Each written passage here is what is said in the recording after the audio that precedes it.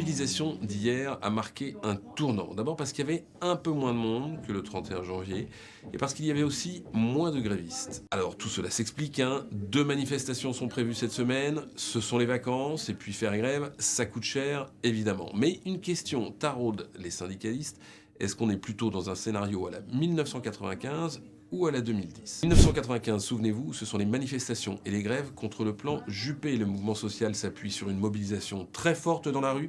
En à peine 3 semaines, ils obtiendront le retrait de la réforme. C'est ce qu'espéraient secrètement les syndicats au soir du succès de leur première mobilisation le 19 janvier. L'autre scénario 2010, ce sont les grèves, les manifestations contre la loi Woerth sur les retraites.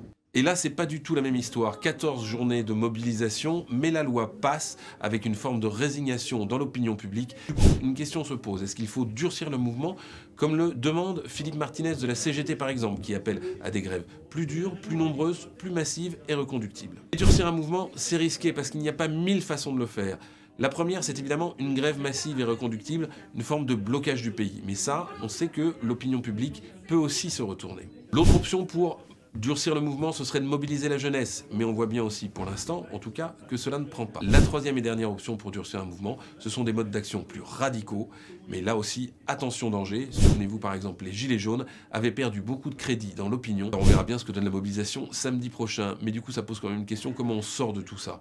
Quand vous avez autant de monde dans la rue, du coup la moindre des choses, c'est quand même de les écouter, de recevoir leurs représentants. Mais l'exécutif, pour l'instant, s'y refuse. Il préfère tabler sur l'usure du mouvement. Il ferait mieux de tabler sur le dialogue.